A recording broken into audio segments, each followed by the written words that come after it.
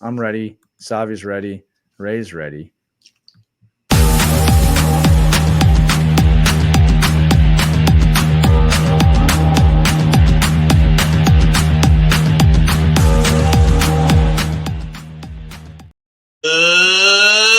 morning, good afternoon, good evening, wherever you are. We hope it is good. Welcome to another edition of Geeks Who Like Sports. As always, I am Ray Carcillo in surprisingly overcast Los Angeles, California. Joined best friend in the entire world over in Philadelphia, Pennsylvania, Lee Elias. Lee, how you doing today, buddy? But why are you yelling at us?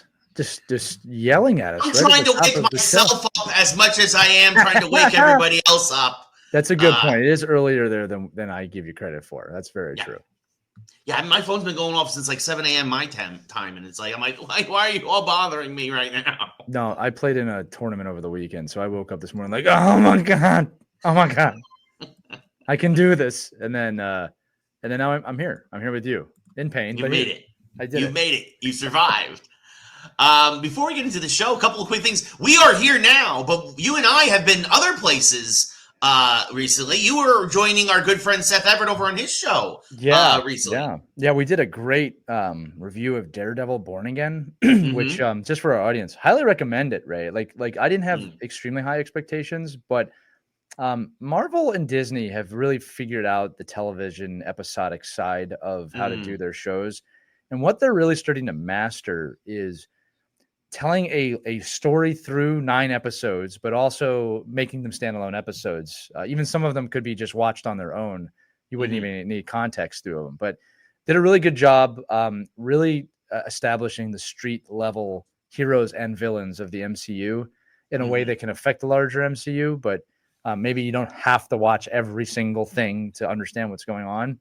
And I think that they're doing a good job with that. I think also, too, what Disney's finally figured out, I'm going to give this credit to Star Wars, is do things in trilogies. If you have 9 episodes, that's 3 movies. It's 3 acts. Right? Yeah. It's 3 acts, and you can build a trilogy, and it's well done. And this is what the earlier Marvel shows missed, is they were one movie told over 9 hours. Right. And it's like, it's too much, right? And that's why people used to say, right, like, oh, this could have been 2 hours, right? Whereas Daredevil Born Again, there's no way they could have done that in 2 hours. It was 3 separate acts, 3 separate stories. It was a trilogy in itself. Yeah. I think when the MCU started to do that, things got a lot better. And again, you look at the early, I don't want to call them failures anyway, but like WandaVision, even Winter Soldier, Falcon and the Winter Soldier, was good, but it was one long thing. Well, and WandaVision was also hard because of the pandemic. 100%, which threw some wrenches into that. And there was not a great first outing, but at the same time, like, that show was so out there. I think they were trying to make it out there. That was the other problem. Is that I remember discussing it with you, like, where is this going? We had no idea where this is going. Where Daredevil from the start, it's very much about, Fisk, Kingpin, and Murdoch, Daredevil.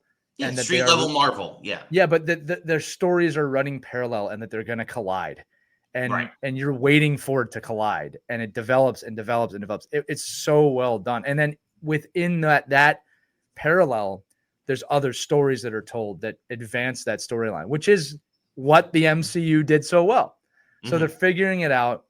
I do recommend it. There's a lot of great cameos, a lot of great characters, and the violence is so good.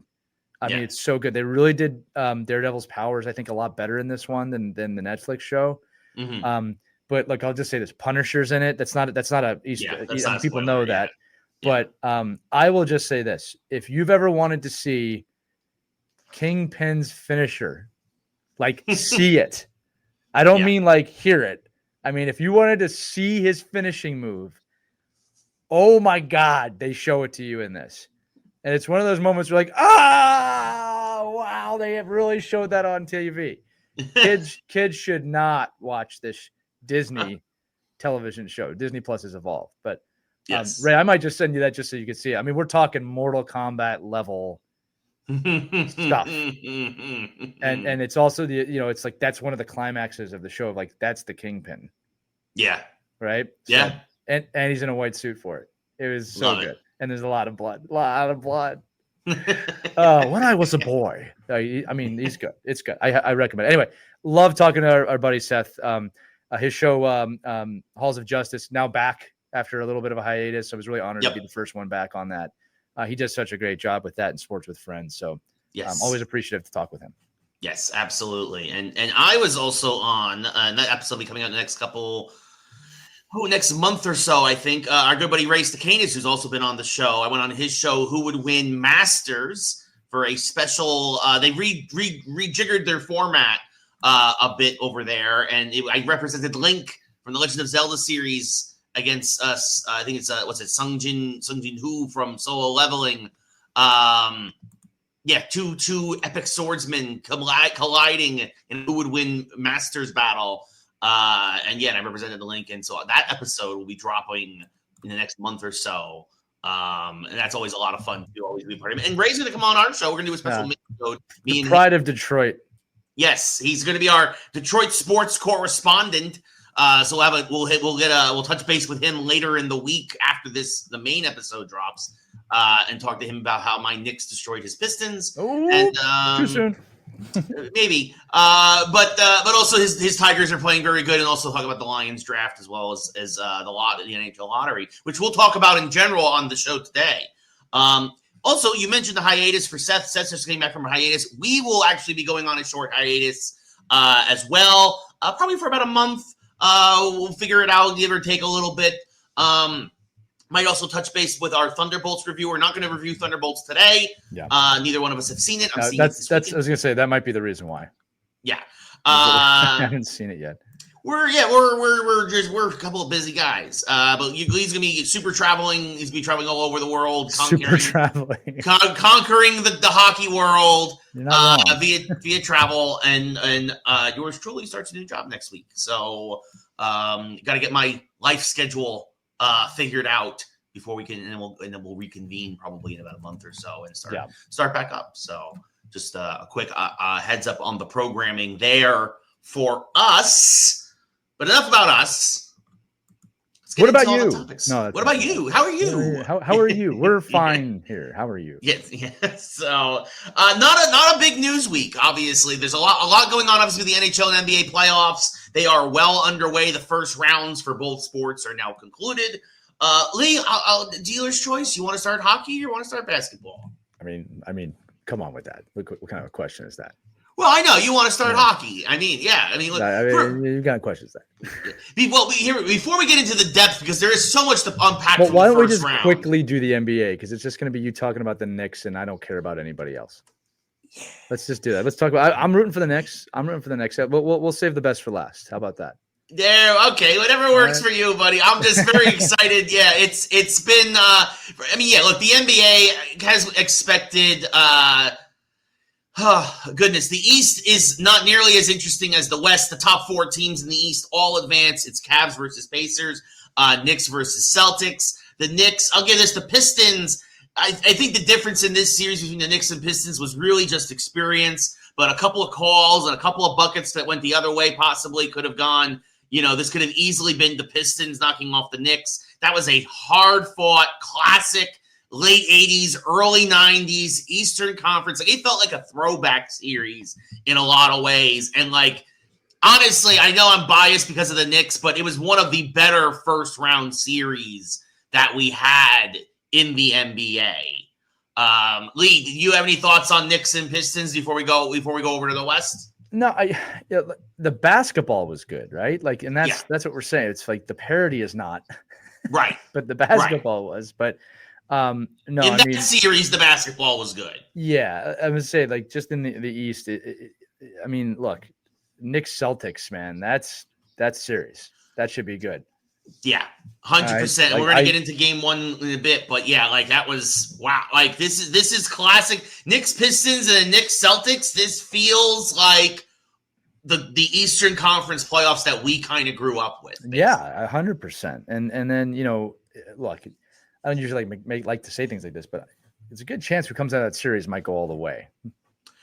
You're not wrong, and because looking ahead, not to take anything away from the Cavaliers or the Pacers, but I think that whoever beats both the Knicks and Celtics can beat them, and then out of the West, If they can stay healthy. Sorry, if they're healthy. If they stay healthy 100%, because that's what derailed the Knicks last year. Yeah. Knock on wood. And again, the only threat left in the West, in my opinion, really is the Nuggets, just because of their experience. Right. You got a 6-7 matchup for the other one, which good on them. Don't get me wrong. We're all yelling about parity. That is parity.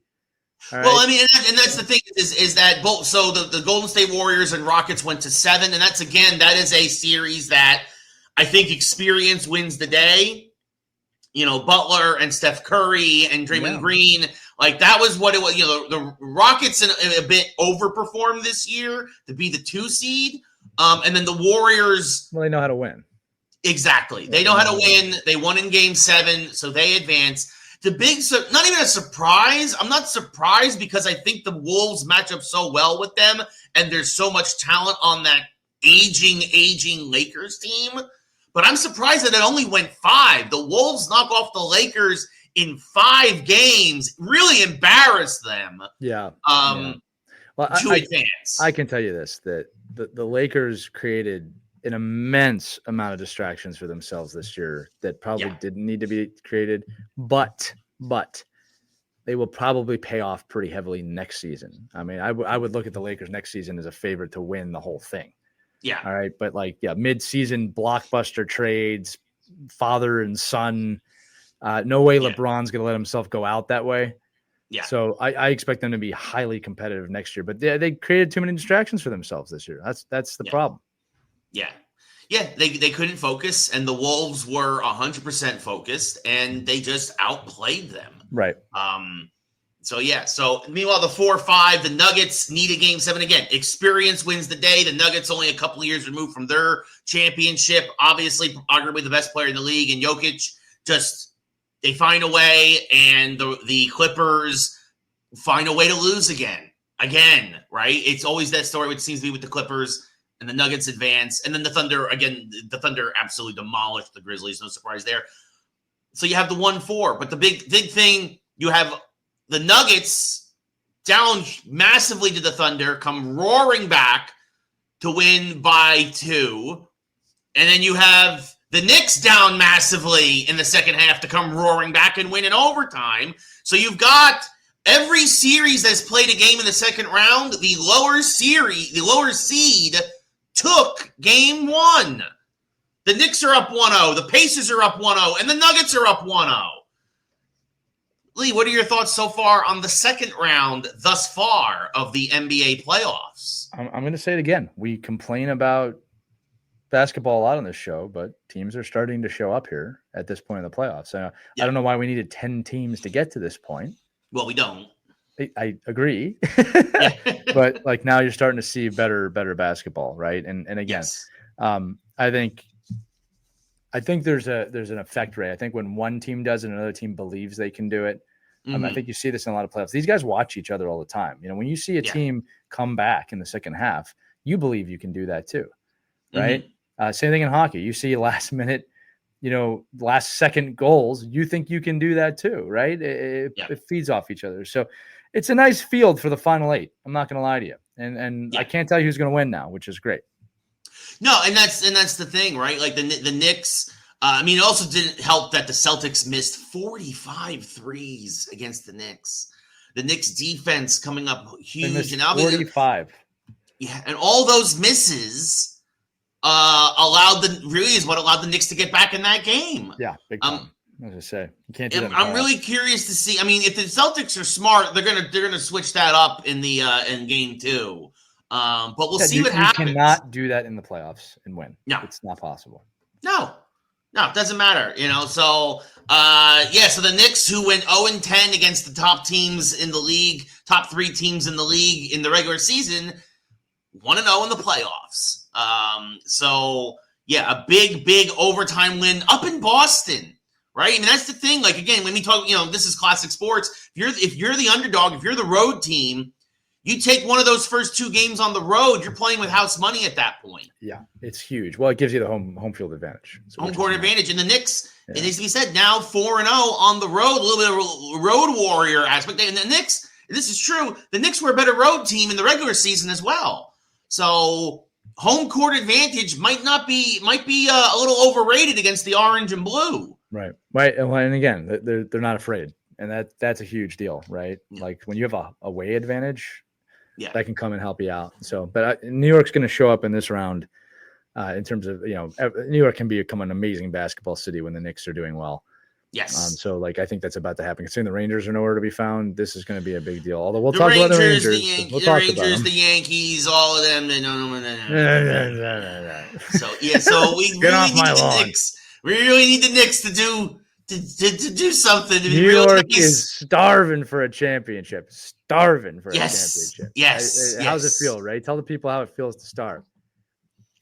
It doesn't matter what you think. It's not good, Lee. It's not good. I get it. It's a weird time. If my sports world started in 2008, I'm doing okay. Yep. It's 3-1. Well, 3-2. No, 3-1. Well, because the Giants have a Super Bowl in that time. I'm not counting that. The Yankees have a World Series and the Giants have a Super Bowl. So yeah, I'm trying to block that from my memory, dude. You know who has 2 Super Bowls in that time? Both of us. Well, if you go to 2000, technically, you're right. Technically, it's January of 2000 or February 2008. We're tied. We're tied. Yeah, we're actually tied. So it's 3-3. Yes. All time if time started. Yeah. See, I always think of that because I always think of it as it's the 2007 regular season. Well, yeah. Well, it's like I say, the Eagles won the Super Bowl in 2018, but it was the 2017 Super Bowl, which is stupid to me, but that's okay. Yeah. So we're technically tied, but it's been a while. It's been 14 years since New York. Long time. Yeah. For New York, that's an eternity. To be fair. Yes. Yeah. It's tough. You gotta watch everybody else win. It must be tough. Yeah. I mean, and what's crazy is the Mets. The Mets are the best team in baseball. Yeah, it's not shocking to me, but it's like, look, it's a long. It's not shocking. It's not shocking. They're good. It's shocking they're the best team in baseball because I didn't think they had the pitching to do this, but they are right. Happens. They are right now. I mean, like they also had a very soft schedule. Yes. Yeah. Like here's the other thing too is like a lot of the bats don't come alive till the weather really gets hot. I mean, yes, unless you're Aaron Judge, who is on a historic pace. Well, because I told you, we don't have a 1 and 2 all time right now. We have a 1A, a 1B, and they flip flop all the time between him and Ohtani. I mean, it's amazing how Ohtani has somehow cast a shadow over Judge, even though he's way taller. But like look, baseball has found its way just in time to go on strike. Yes, this will be one of the best baseball seasons ever. Yeah, and then there'll be no baseball. Yeah, because that's what they do up at what's going to happen. $1 billion level. They manage to screw themselves over. We've said it before. We'll say it again. A lockout is looming. Yes, it is looming. So anyway, that's basketball. I'm very excited that the Knicks. I was so excited that the Knicks won last. I came back to win last night, and I'll say this: the Knicks looked like trash in the first half. Like it looked like, this is going to be a short series. And I don't know if it was just exhaustion. I don't know if it was. You gotta find your footing. I mean, look, man. The first game, I can tell you this from experience. The first game of any series, it's you feeling the other team out, all right. And you make adjustments, and when you make those adjustments, it clicks, and you figure it out. And I think that's just what happened to the Knicks last night. Is they had to figure it out, and once they did, they came back. But it is a massive, massive championship trait when you can come back like that. And it's not like you're coming back on the Pelicans. You're coming back on the Celtics in Boston Garden. Yes, that's a thing, Ray. That's a thing. All right, like there's a difference. I mean, that's. I mean, outside LA, that is the holy church. No, that is Boston is the team in basketball. The Celtics have the more championships than anybody else. Yes, like. It's them, then the Lakers are right behind them. They're one less than them. Those are the 2 places I think of. Absolutely. And guess what? The Lakers, both LA teams out in the first round. So there's going to be no LA represented in the NBA championship this year. Well, thank goodness for that. Oh, yes, absolutely. Oh, I'm so happy. The Kings are gone. The Lakers are gone. The Clippers are gone. LA, for people who live here and aren't fans of those teams, LA is better when they stop playing. Yeah, because there's no traffic. We'll talk about the Kings in a minute. I actually feel bad for the Kings fans, but we'll talk about that. I legit thought the Kings were going to beat the Oilers. The Kings were up 2-0 in that series as we switch over to hockey. 4 years in a row, if I'm not mistaken, that the Oilers have beaten the Kings. Yeah, I mean, and in a collapsible fashion, you win the first 2 games, 2 thrilling games at home. And I get it. It switches back to Edmonton, right? And this happens all the time. A series switches city, and the series, so it looked like it was going to be a runaway, suddenly turns on its head. But the Oilers win 4 in a row and will now take on the Golden Knights in the second round. We'll get to the Golden Knights series in a second, but Edmonton, I still don't think they have the goaltending to go far, but Vegas does not seem as strong as they have in years past. I think Edmonton will reach the Western Conference Final again. I do not think they will get past that, but boy, did they show something when they came back against the Kings here in this series. What were your thoughts on this one? Yeah, I mean, look, the Kings are such a good team. It's just Edmonton is so top heavy, and if they get going, we say this every year. If McDavid and Drysdale get going, like, good luck. God bless you. Yeah. It's like, I wish you the best, but to have that not even go 7 is a tough one to swallow for Kings fans. And then, the Golden Knights again taking on the Wild. And again, that was not a long series either. Going 6 games. It's I shouldn't say it wasn't long, but it didn't go to capacity. I'll say this about the Golden Knights and Oilers. First off, I love the matchup. All right, Golden Knights top of their division. The storyline of can Edmonton get back to the Cup final versus Vegas, who are very good and very solid. So I don't know, right? I mean, I put money on it. I'd probably pick Edmonton in this one just because they know what they lost last year. But Vegas has won too, so they kind of know how to get there. But yeah, that's my thought on those 2 series. Yeah, I mean, I think the thing with the question mark is going to be, I think, not even Edmonton's goaltending, but I think it's going to be Vegas's. Vegas's goaltending was a little suspect against Minnesota. I thought Vegas was going to steamroll the Wild, and the Wild gave them much more of a fight than I expected. Yeah, including obviously winning 2 games. But I think that if Vegas's goaltending can perform to where we know it can perform, then Vegas actually probably has the inside edge. But if Vegas's goaltending performs the way it did against Minnesota, Edmonton's got this. How about this? If you don't perform against Connor McDavid and Leon Draisaitl, you're going to lose the series because they can put up 8 points in a series, no problem. Yeah. So we'll see what happens. Speaking of a lot of points in a short period of time, let's go to Dallas and Colorado. Also, very quickly, need to mention, this was a fun stat. So 3 times in NHL history leading up to this season, we had 2 goal deficits in the third period of a goal 7 that were overcome to win the game in the series. It's insane. It happened twice in the first round. 3 times all of history up until this year, and now twice in the first round. Back-to-back nights. Back-to-back nights. And we'll start with the first one, which was Dallas and Colorado. Colorado up 2-0. And with about 15 minutes left in the third, it really looked like Colorado was going to wrap this up and move on. They had a complete grip on that game. Yes. And then former Avalanche, someone who did not want to be traded, someone who did not want to leave, but he also wanted to get paid. Mikko Rantanen gets traded to Carolina and then hates Carolina so much that he wants out of there, and Carolina trades him to Dallas.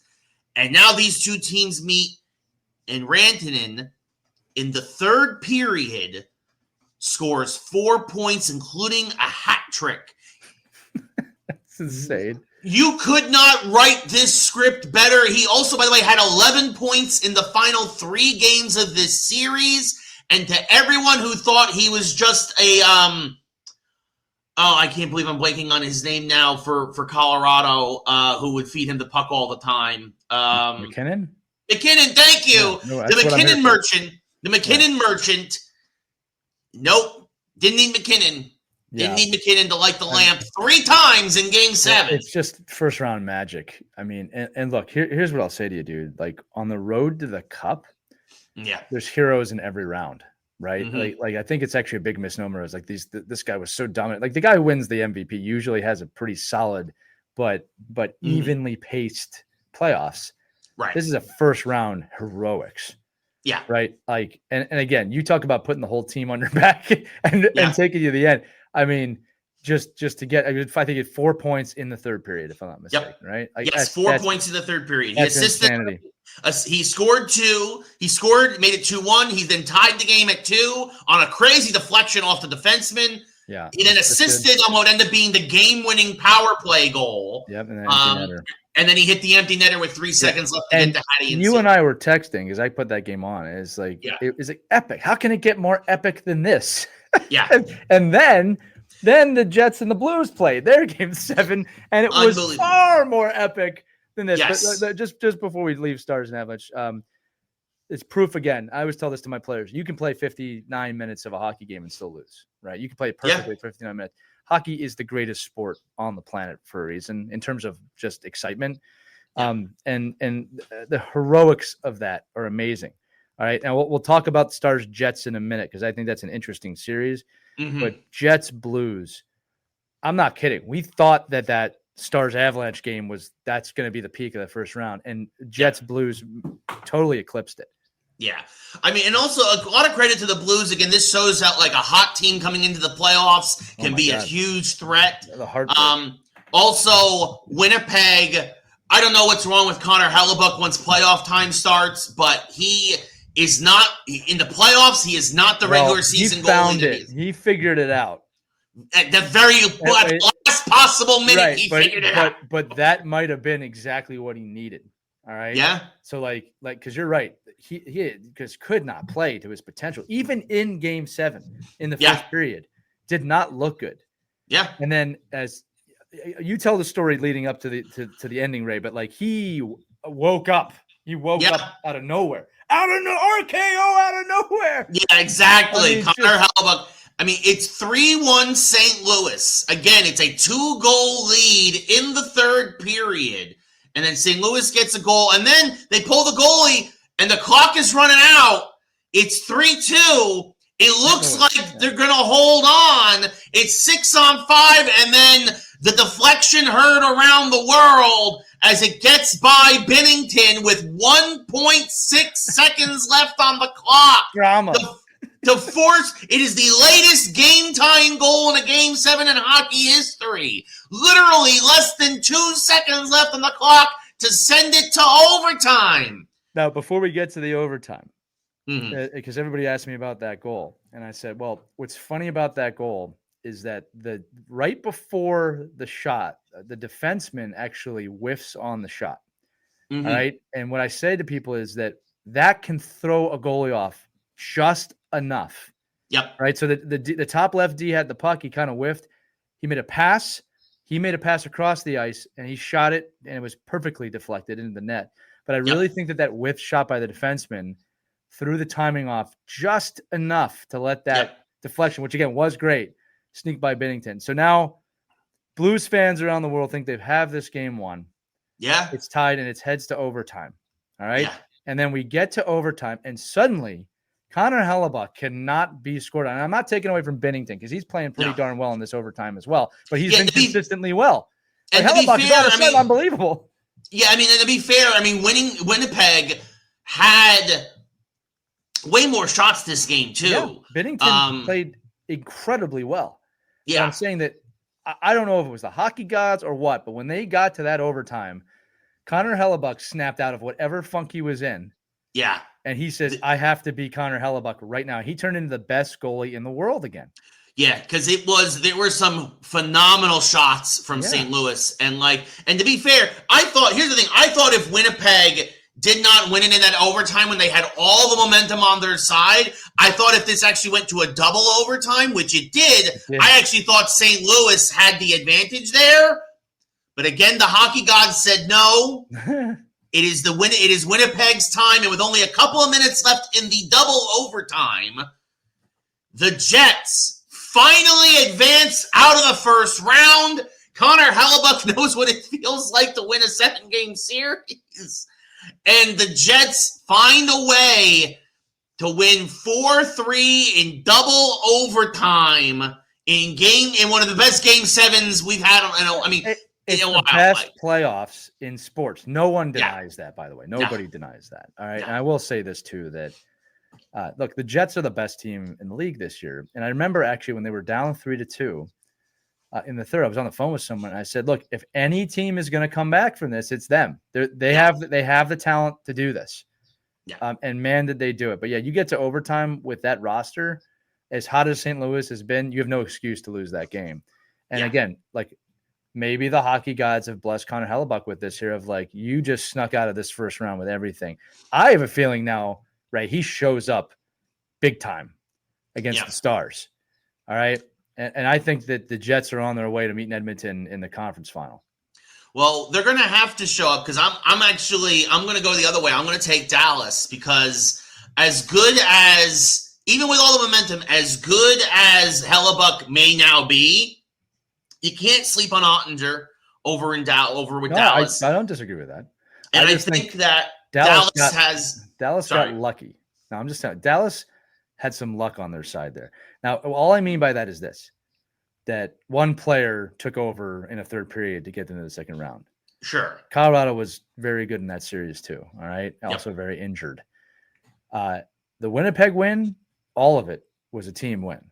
All right. It was coming from everywhere. Right. And then in overtime, all the guys on the ice were clicking and firing and it looked good. If that team shows up, they have to get to the conference final. All right. I think we'll see. Dallas is not as deep as the Jets. That's fair, but it's not to say that. I mean, I think Dallas, kind of like Edmonton, a little top heavy. But I think that top heaviness is just there's more talent throughout. Like you said, there's more talent throughout the Winnipeg roster. But I think the top talent for Dallas outshines the top talent for Winnipeg. Sure, that's fair. And I think if that happens in this series, then I think Dallas will win. And I think Ottinger again, Hellebuck is the best goalie still in this playoffs. But I think Ottinger is also very, very good. And I think that with less of a challenge, I want to say, I guess. Yeah. This is what I'll say from a coaching standpoint. It's a lot easier to shut down one or two lines of talent than a whole team of talent. And I just think absolutely. Here's the other thing from a storyline. Now, this is the other cool part of this. You've got two somewhat teams of destiny going into this round. That doesn't actually usually happen, right? Usually a team wins and the other. You have two teams of destiny. Right. So when I look at by the way, what I mean by teams of destiny is these last second heroics that make no sense. Right. So it's easy that God wants us to win. But I'll tell you what, from a God wants us to win, the hockey gods want us to win standpoint, Winnipeg is far more deep into that storyline than Dallas. Dallas says, oh, God sent us a player to help us get to the second round. Whereas the Jets are like, God wants us to win. God wants us to win this game. So we'll see what happens here. How about, but just real quick, like, you think about the lifetime that we've had. The Jets are playing the Stars to get to the conference final. Edmonton and the Kings is not so shocking. But the Dallas Stars are playing the Winnipeg Jets to get to the conference final. We haven't even gone to the East yet, which is a whole nother wow scenario of who's there right now. But wow, Western Conference showing up. I'm not gonna absolutely. I mean, all the series in the West have been phenomenal, especially compared to the East. But also, quick, Adam Lowry, of course. Adam Lowry's a good player. I always think of him more as a like one of the better face-off men in hockey. But he gets his third goal of the series. He got the game-winning goal. And Winnipeg scores twice in the last 2 minutes, including in the last 2 seconds. Yeah. To advance, to tie the game for us overtime and then advance. I want to give a shout out to the play-by-play announcer in that game. Really called it well. I mean, you and I know this, right? People don't realize how hard it is to call goals like that. But it's just the way he fed into it. Pass, shot, they score! Yeah. It's so was it Kenny Albert? Was it Kenny Albert on the call? I can't remember. It was. Kenny Albert had a good. I think he might have been. Yeah. Kenny Albert has had a great playoffs too. The hockey announcers are fantastic. It was just the telling of the story of a game that way is amazing, and you create memories like that. Was that ESPN? Was that no? That wasn't ESPN. That was TNT. It wasn't. It was TNT. Yeah. So I don't know who it was. Maybe it was Kenny Albert.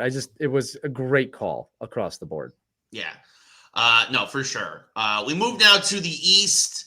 The vanilla East compared to the West right now. Yeah, no surprises. Everything was pretty much a short series. Washington knocks off Montreal. Carolina, they needed overtime almost every game, but Carolina knocks off the Devils. Right. Florida handles an aging and injured Tampa team. and Toronto, although Ottawa gave him a run, if Ottawa, a couple of puck bounces that went Toronto's way early in that series, if that had gone Ottawa's way, this easily could have been 4-2 Ottawa, but Toronto exhales and escapes the Senators and escapes the first round. Yeah. They were the one team that looked like they struggled to get out of the first round. Yeah, I don't want to say they didn't escape in my mind. I'm not trying to I think it's more like there's a hiccup and they figured it out. Right. Mm-hmm. If that went to a game 7, that would have been escape. Right. Yeah. But the Senators just last gasped. I mean, look, Kachuk is there. I mean, they figured it out. Yeah. I don't know if he's going to be there again next year, but the Maple Leafs are a dominant team. Now they have a real problem we're going to talk about in a minute after their game 1 against the Panthers, who again took it to the Lightning. Panthers won the cup last year. Lightning are a great team. It's like an unfortunate first round matchup for them. Right. But that was a 2-3 matchup. The Panthers are a better hockey team. Caps, Canadians. Caps were the best team in the Eastern Conference. There should be no shock there. Montreal fans.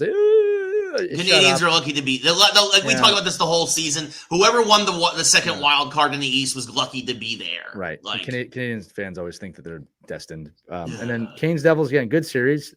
Canes are just the better team. Devils are up and coming, though. They're going to be really strong next year. Now, we get to the second round. Maple Leafs win their first game against the Panthers last night, but lose their goaltender in the process. That may be a big problem if someone doesn't step up into that role. Yeah, no, Stolarz, very unfortunate, was concussed last night, and also a little throwing up right after. I mean, that's a major concussion. So yes, slow to diagnose because he stayed on the ice for a couple of minutes until he had to, and then he ends up being stretchered out. Yeah, it was a long delay before they realized just how bad that was. And Toronto, I mean, on the back of their offense, they hold on. If this game had 5 more minutes to it, I think Florida ends up tying it because Florida scores 3 third-period goals, but Toronto holds on 5-4. But yeah, Lee, I mean, going for the length of this series, Toronto, I mean, Wall's not a bad goalie, but well, look, he was there last year. Yeah. He's capable. Yeah. But the Panthers are a good team and they know how to win. Yeah. And it's like, this is what has to happen, right? The Big Four in Toronto, it's time. It's time. You got to step up. All right. Wall's a capable goalie.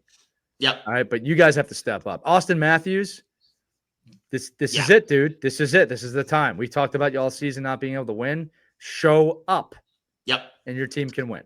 Yeah. I mean, look, Nylander showed up last night, had a pair of goals, right? Like, but other guys, especially Matthews in particular, this is it. This is the time. You have to show up. Nothing last night. Yeah. And then Caps Hurricanes is just a great series.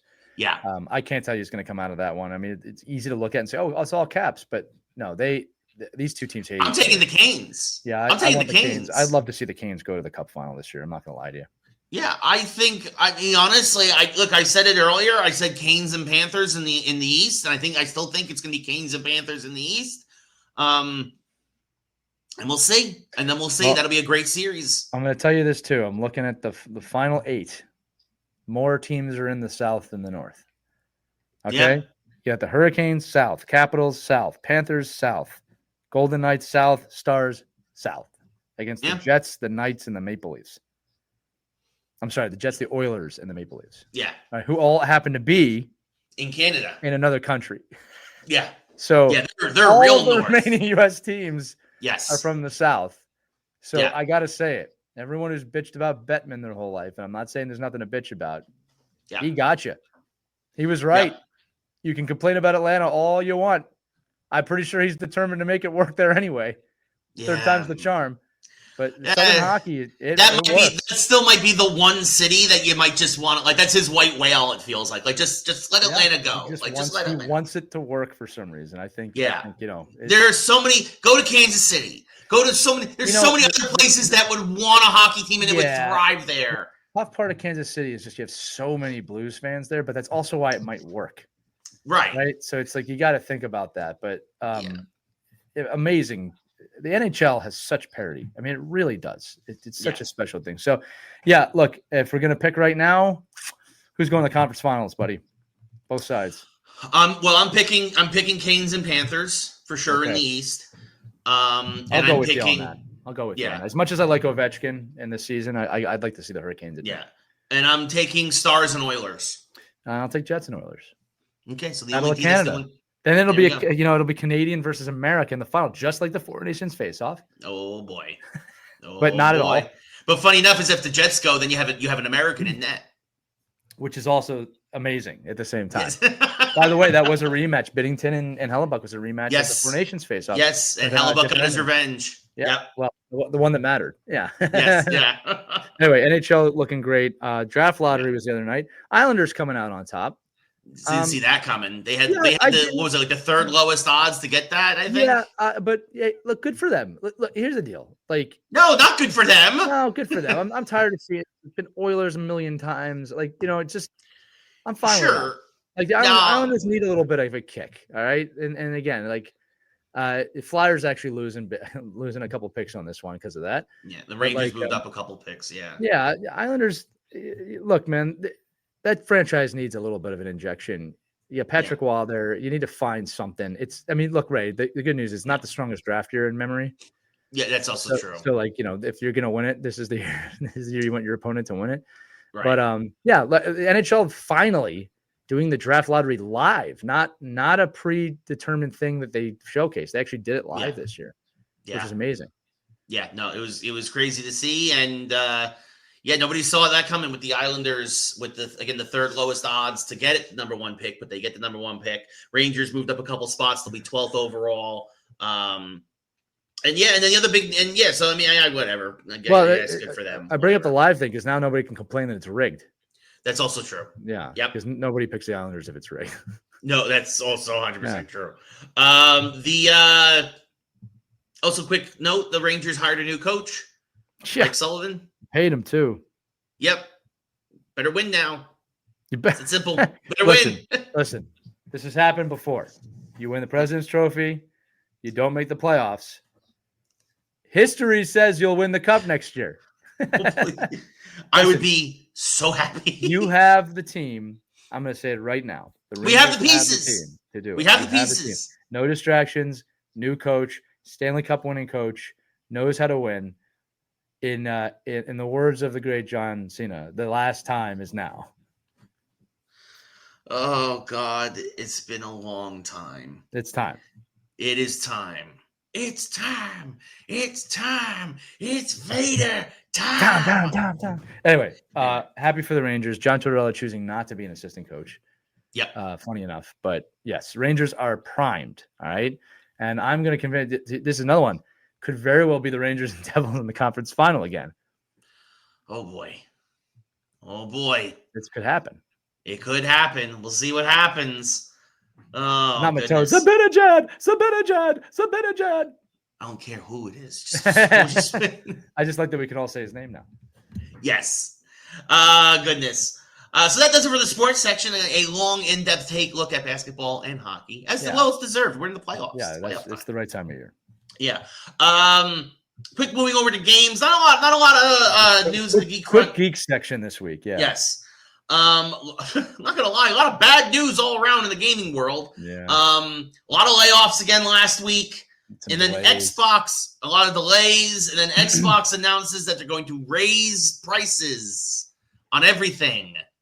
Hardware, games, everything is going to have their prices raised. I think part of this is from tariffs. I think part of this is also from the fact that the game industry is in flux right now. Right. And there's a lot of worry and people are trying to bank. It's also greed. Yeah, I was going to say that. Like here's what I'll tell people listening.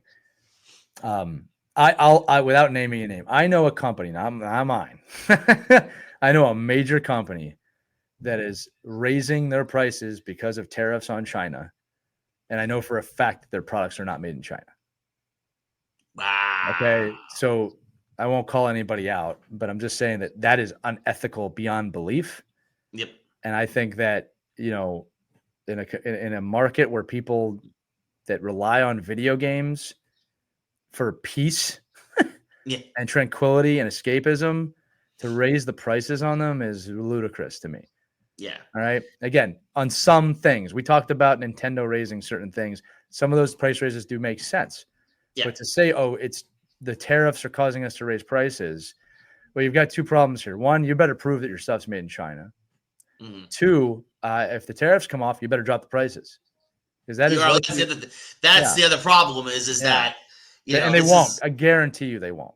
No, and then because then they'll just be like, "Oh, people are used to it now." It's like, no, it's going to happen. That's what everyone's using this as an excuse for. Is it's going to stay. It's like raising the egg prices during the pandemic. It's people. It's greed. Evil people, being greedy, gouging people, and taking advantage of it, and then nobody holding their feet to the fire. I can tell you right now, in my business, we are doing everything we can to keep our prices exactly where they are. Yeah. All right, and the thing is, everything that we can. All right. Everything we can. All right. The thing is, I think that other companies, and I think some of these gigantic companies go, this is our chance to raise everything 20%. Yep. And people will pay it, and then we never have to bring them back down. Yeah, and we just pocket it, and we go buy ourselves another yacht because that's the kind of people we are. Yeah. So. Yeah, I don't love it, Ray, and shame on it. I don't want a yacht. I just want a tugboat. I'll take a tugboat. A tugboat. A tugboat. Like you want a little, but that's just so you can like ram it into big boats. You want to ruin the yachts with your. What's the name of your tugboat? Oh, the name of SS what? The SS Killer Whale. There you go.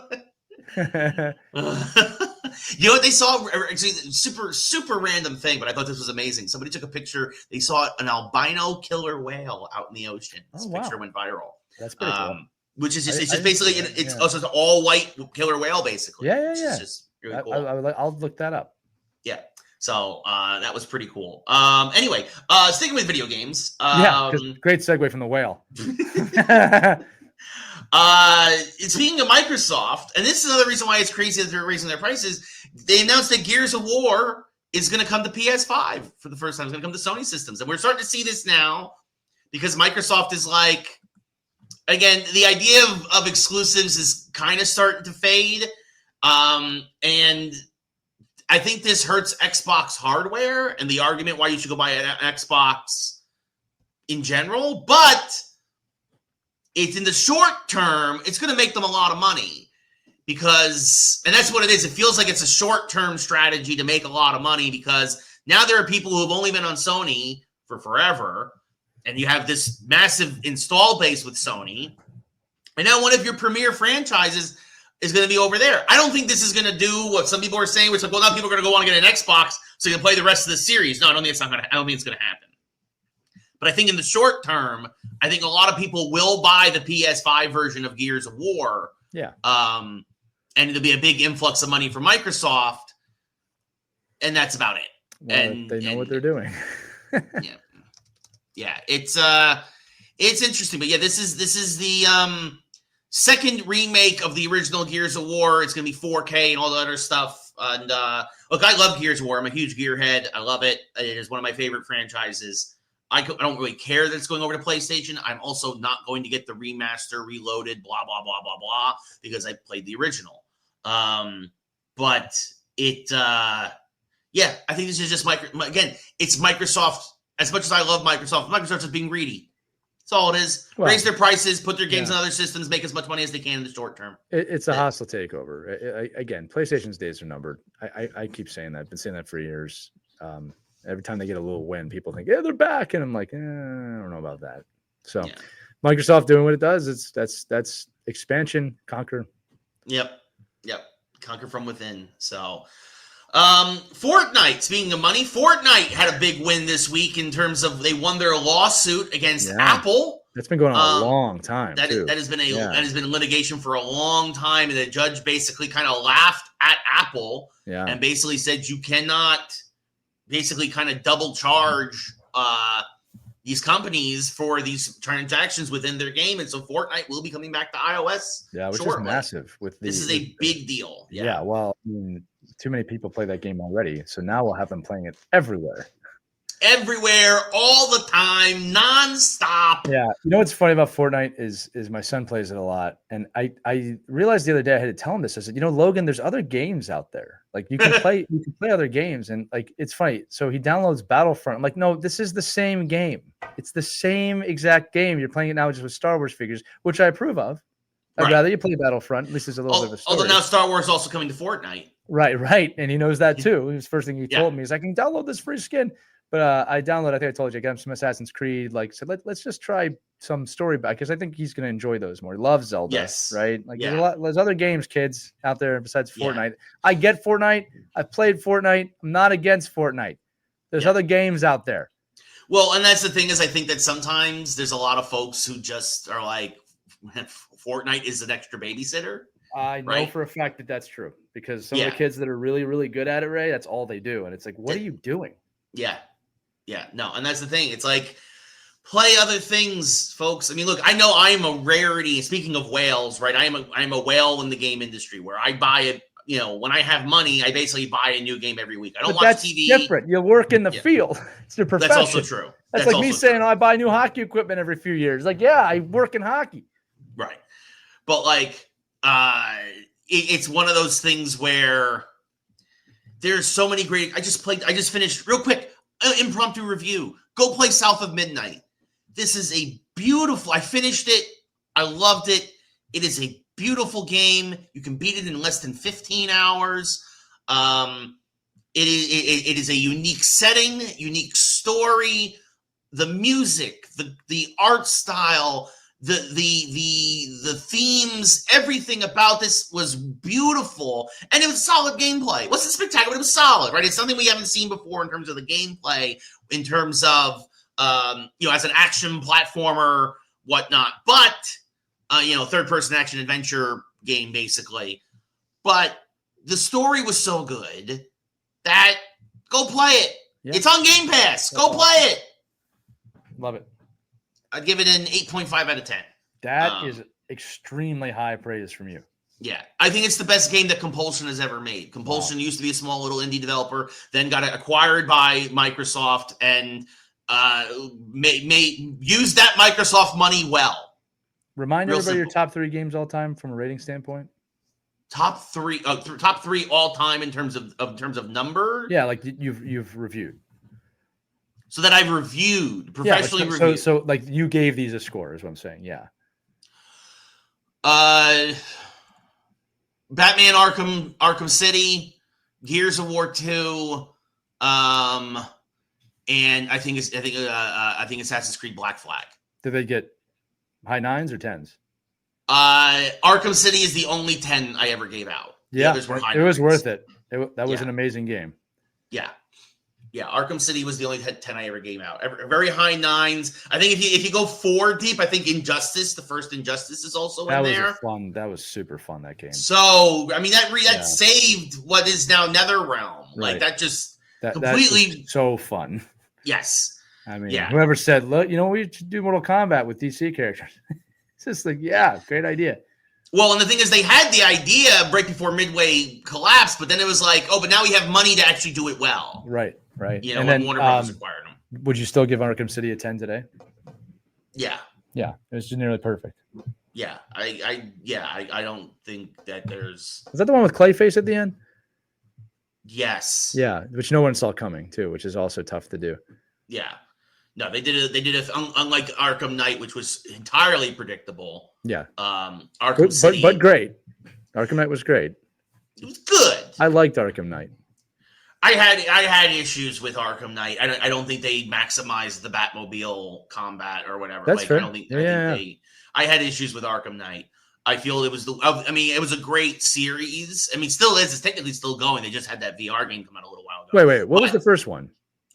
Asylum. Arkham Asylum. Okay. I'm sorry. I'm mixing these up. I loved Arkham Asylum. Is what I meant. Yes. Yeah. I apologize. Arkham Asylum is great. It's City, Asylum, and then Night. Yeah. And Origins are kind of just like the actual Batman Nolan trilogy. Yeah, exactly. Right. Exactly.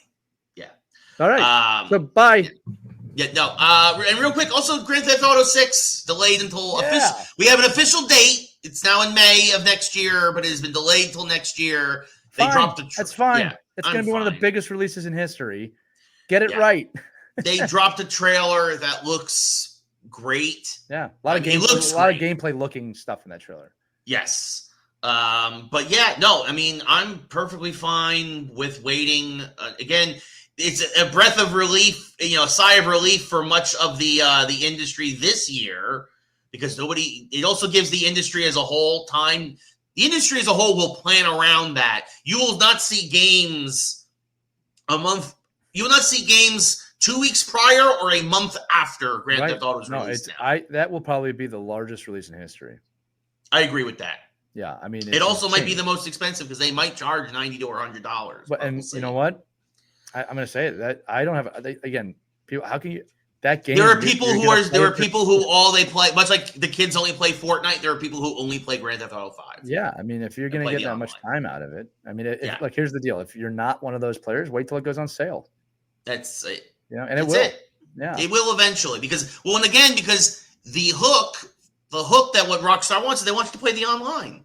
Yeah, and they need that install base, and that's actually an argument for them not to have $100 video game. Right, is to be like, no, we're going to charge 70 or 80 or whatever the number is at that point, the average, because we want you to play GTA Online and get absorbed into that, and that's where they make their real money is in the microtransactions over the course of the online. You can be driving around Vice City, killing people and committing crimes, and get away with it outside real life. There are already people clamoring to have the T-shirt made from the trailer today that said "Violence is cool, thank you, video games." Right. That was one of the characters in the trailer. I mean, this is going to be every time a Grand Theft Auto releases, it is a benchmark. Yeah. Right. It is a tentpole event. Yeah. Yeah. Look, I'll be honest with you. From a visual standpoint, that looks like the greatest game in history. From a visual standpoint, I've never seen anything like that. No, like it's just it is. They are maximizing every single transistor and every single little computer chip in these hardware consoles right now to the absolute maximum. Yeah, it's funny. I saw the article came out today. Will the Nintendo Switch be able to handle this game? Probably not. No, I don't think. Well, Switch 2 maybe. Well, the Switch won't. Switch 2 will. Switch will be able to. Because the Switch 2 is technically the same components as an Xbox Series X and the PlayStation 5. They've just understood that you don't need a gigantic console to make things happen. Yes. Well, again, the reason they've taken the current technology that came out 4 years ago and they shrunk it down and made it portable. Smart.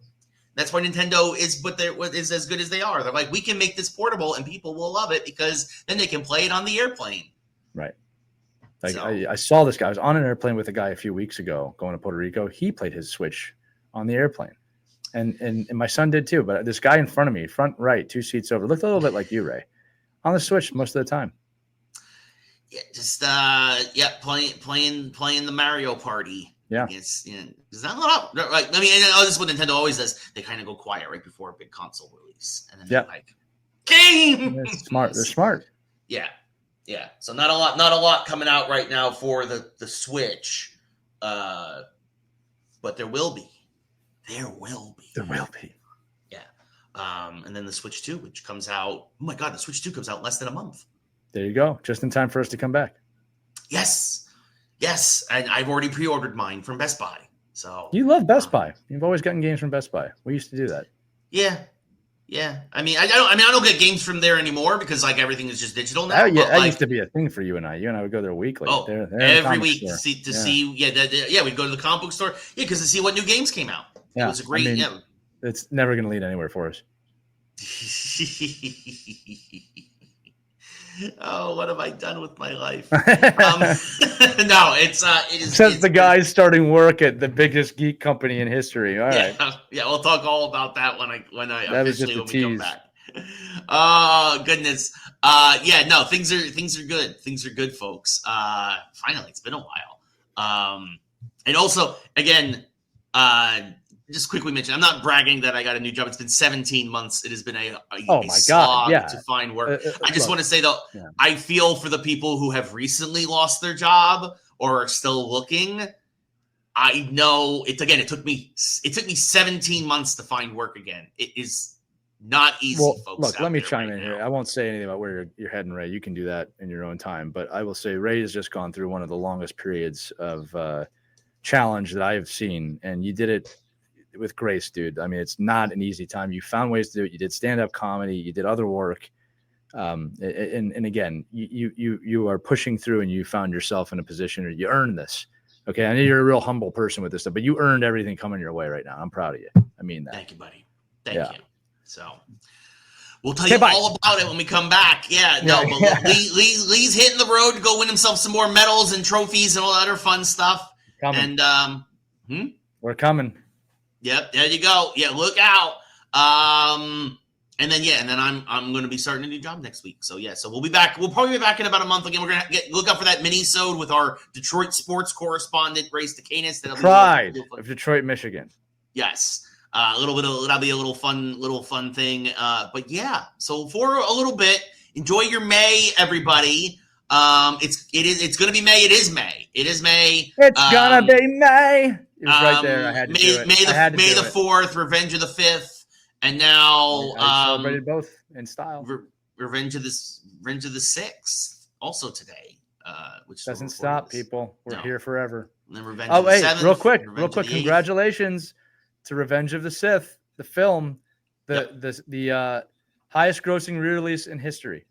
Yep, big deal. Let's go Star Wars. I'm actually wearing one of my Star Wars shirts today after watching the video. Battlefront's fun. Yes, it's a great shirt. This is from.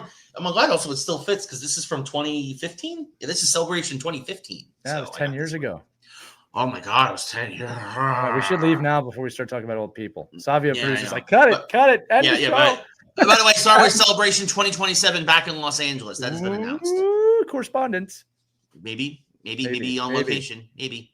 But anyway, for Lee, I'm Ray. We'll be back in about a month, everybody. Enjoy, I guess, the spring vacation? Spring break? The break. Spring break. Enjoy May. Yes. And, we'll be back with all kinds of fun stuff. Probably, towards the end of the playoffs. And then until then, that's Lee. I'm Ray. Thanks for watching, everybody. This has been Geeks Who Like Sports. Geeks Who Like Sports will be reorganized into the first ever galactic empire. Unlimited power!